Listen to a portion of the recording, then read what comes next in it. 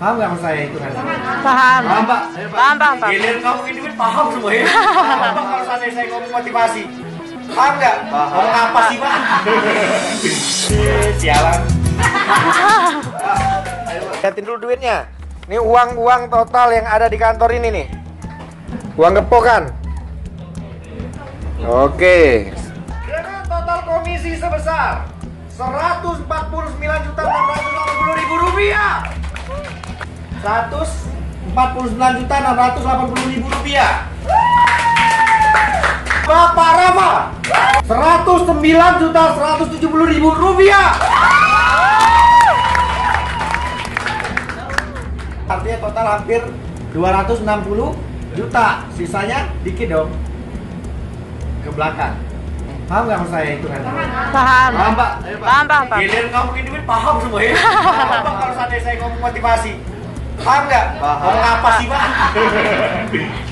Sialan. Uncle juga nge-vlog bukan berarti Uncle nggak mau bareng teman-teman. Kalau ada yang ngajak collab, mau kok.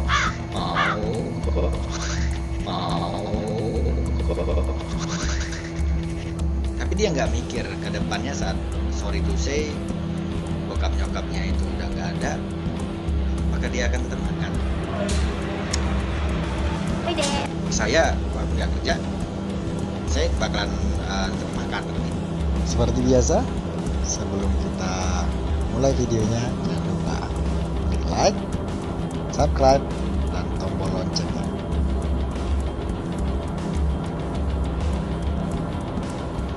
Balik lagi sama Uncle Hamid Channel yang bakalan temenin Anda buat sharing-sharing tentang kehidupan, motivasi, dan juga mindset, pola pikir, cara kita hidup. Oh, maling itu kalau dia nggak ketahuan dia maling, dia slow, jalannya pelan-pelan. Tapi kalau dia udah ketahuan, pagar 5 meter bisa tembus, dilompatin sama dia, kalah orang-orang lain. Kita aja yang normal belum tentu bisa, tapi dia bisa. Kenapa? Karena dia ngerasa kepepet. The power of kepepet. Jadi Uncle bakalan cerita sedikit, judulnya mungkin The Power of Kepepet. Kenapa Uncle dapat kata-kata The Power of Kepepet ini? Mungkin dulu pernah baca buku, selain itu juga pernah dapat cerita dari para sesepuh kali ya. Jadi gini, apa itu The Power of Kepepet? Power of Kepepet itu adalah suatu motivasi diri.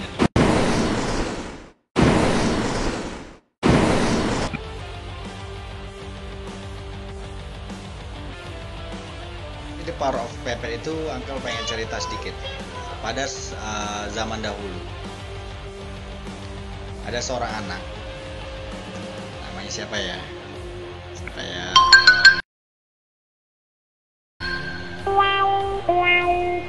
Alfian. Ada pada Alfian.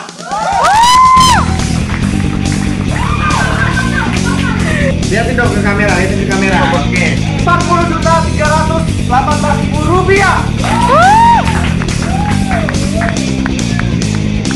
Congratulations ya. Wah, gila sih. Oke. Jadi si Alfian ini di kampung dia itu dia seorang anak yang pengangguran, tidak bekerja. Jadi pada suatu hari orang tuanya marah sama si Alfian. Dan lah, kamu udah gede, sekolah udah disekolahin, tapi kok nggak maju-maju. Hidup kamu kayak gini aja. Bukannya kamu bantu kami sebagai orang tua untuk berbakti, cari uang, atau mungkin kerja kek.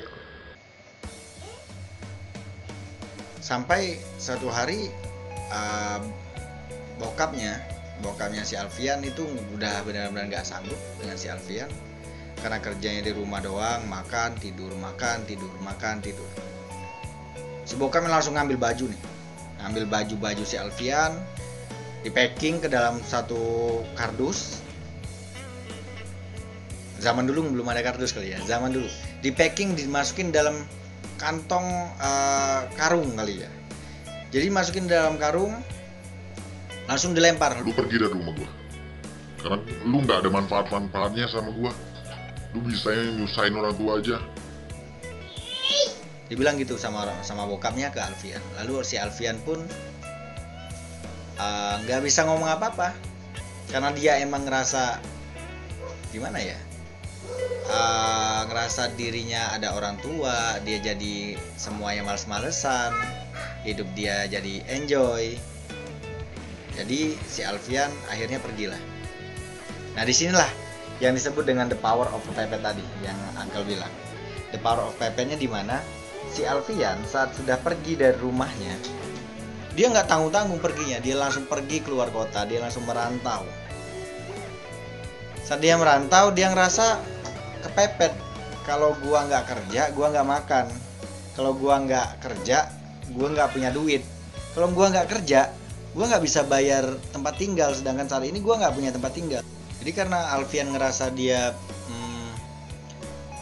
pergi, bukan hanya pergi dari rumah, tapi pergi sangat jauh, bahkan keluar kota, dia ngerasa hidup dia kepepet banget. Mau nggak mau dia cari kerja, apapun dia kerjakan di situ.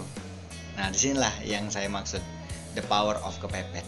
Kadang-kadang seseorang, kalau dia masih ngerasa ada temen, masih ngerasa ada orang tua, masih ngerasa ada orang-orang yang bisa ngebantu dia nggak ngerasa hidup dia nyaman, dia ngerasa hidup dia nggak kepepet. Jadi finally dia bakalan hidup jalan di tempat. Itulah yang saya maksud. Jadi terkadang kita ngerasa hidup kita itu nyaman. Kenapa? Nyaman itu karena kita mungkin udah punya tempat tinggal, kita mungkin udah ngerasa hidup kita serba ada, kita ngerasa hidup kita serba berkecukupan. Sampai-sampai kadang-kadang kita lupa. Lupanya di mana? Lupanya kalau kita itu saat ini masih ingin hidup panjang, masih ingin jalani kehidupan yang lebih lama lagi. Ya nggak mungkin dong kita ngabisin hidup kita cuman dengan kenyamanan doang, tapi nggak bullshit kali ya, bullshit kalau kita nggak punya uang.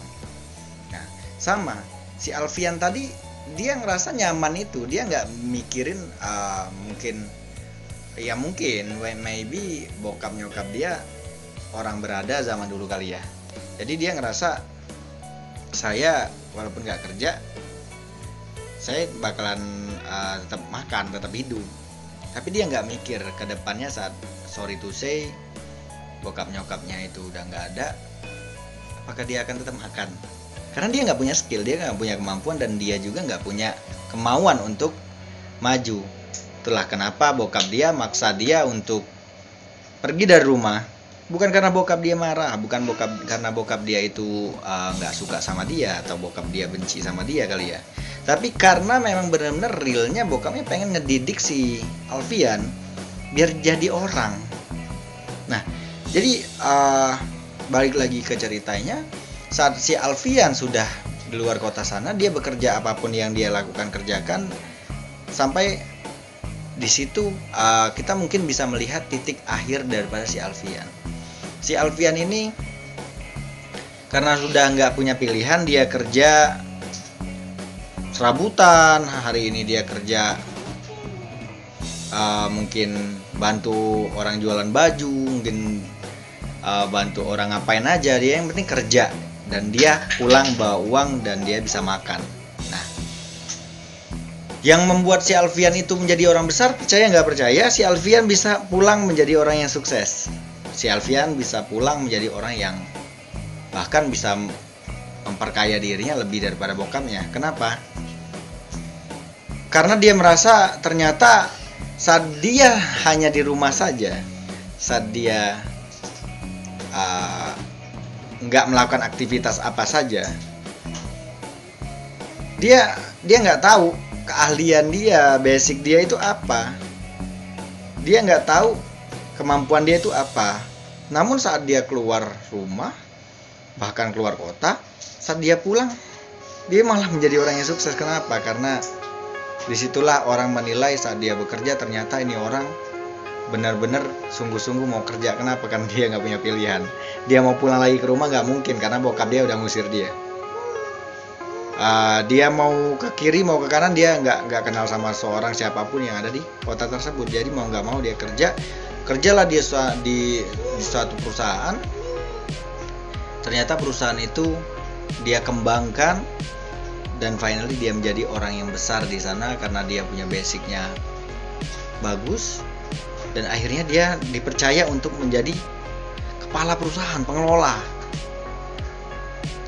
Nah, si Alfian menjadi orang sukses kenapa? Karena dia merasa diri dia sudah kepepet tadi. Bisa bentuk kepepet itu dalam bentuk ilustrasi seperti apa sih? Kepepet itu ilustrasinya sama seperti kalau kalian teman-teman nih, Uncle suruh lari. Coba kalian lari dari sini sampai dengan ke depan sana selama sejauh 500 meter, sekenceng-kenceng mungkin. Udah lari nih. Mungkin teman-teman lari sekenceng udah ngerasa paling kenceng. Tapi bisa Uncle pastikan teman-teman bakalan lebih kenceng lagi kalau Uncle kasih anjing di belakang teman-teman, atau buaya deh. Pasti langsung buing. Kalah motornya Komeng, yang iklannya Komeng dulu ya. Atau mungkin ilustrasi kedua, mungkin teman-teman tahu maling. Maling itu kalau dia nggak ketahuan dia maling, dia slow, jalannya pelan-pelan. Tapi kalau dia udah ketahuan, pagar 5 meter bisa tembus dilompatin sama dia. Kalah orang-orang lain. Kita aja yang normal belum tentu bisa. Tapi dia bisa. Kenapa? Karena dia ngerasa kepepet. Nah, itulah yang harus teman-teman bentuk dari dalam diri teman-teman. Gimana caranya? Yaitu tadi, ikuti langkah-langkah si Alfian. Anggap diri Anda sudah merasa tidak punya pilihan, merasa one man show. Jadi saya merasa diri saya sendiri dan saya harus bisa. Sama Uncle juga nge-vlog, bukan berarti Uncle nggak mau bareng teman-teman. Kalau ada yang ngajak, mau kok. Tapi Uncle berpikir dengan one man show aja Uncle bisa, apalagi kalau seandainya nge-vlog bareng teman-teman atau teman-teman YouTuber yang lain ya. Uncle yakin pasti lebih bisa gitu kan. Ya sama. Sekarang Uncle pengen kasih sedikit saran gimana caranya teman-teman bisa sukses dalam jangka waktu 1 bulan, kaya dalam jangka waktu 1 bulan. Gimana caranya? Anggap teman-teman itu ngerasa diri teman-teman itu lagi kepepet. Kepepet seperti apa? Saat teman-teman ngerasa kepepet itu, kalau seandainya bayangin kalau teman-teman lagi punya utang, mau nggak mau harus bayar ya. Mau nggak mau kan. Nah, saat kita udah punya hutang mau nggak mau harus bayar, kita cari uang itu kemana aja nggak? Entah kita jual motor, entah kita lakukan, entah kita nguli, entah kita kerja pagi pulang malam, entah apa aja kita lakuin, yang penting hutang ini bisa dibayar ya awal bulan depan. Sama. Coba teman-teman hitung dulu rundown kebutuhan untuk pensiun dini. Contoh, teman-teman usianya sekarang 25, pengen pensiun di usia dini itu di 10 tahun ke depan, 35 tahun deh. Artinya selama 10 tahun dibagi dengan, mungkin teman-teman butuh dana berapa? 200 juta? 100 juta? Bisa kok. Kita rundown seolah-olah kita punya hutang 100 juta dalam jangka waktu 1 tahun harus lunas tanpa bunga. Jadi setiap bulan teman-teman harus tabung dengan nominal rundown, hitung aja sendiri, 100 juta dibagi dengan 10 tahun. Bagaimanapun caranya, saya harus bisa mengumpulkan dana, anggap saja 1 bulan 10 juta untuk membayar hutang saya di usia 35 tahun. Nah, teman-teman kalau udah ngelakuin hal itu pasti sukses. Gak usah lama-lama, sebulan aja teman-teman bisa sukses kok. Dengan cara kita rundown dulu kebutuhan kita 1 bulan itu apa. Kita rundown, kita hitung, anggap saja kita punya hutang. Pasti kita ngelakuin apa aja yang kita lakuin kan. Nah, jadi itulah tips dari Uncle buat teman-teman, buat onti dan buat uncle-uncle sekalian. Jangan lupa klik tombol lonceng dan ikuti semua notifikasi saat Uncle upload video-video terbaru. Salam Cuci bersih.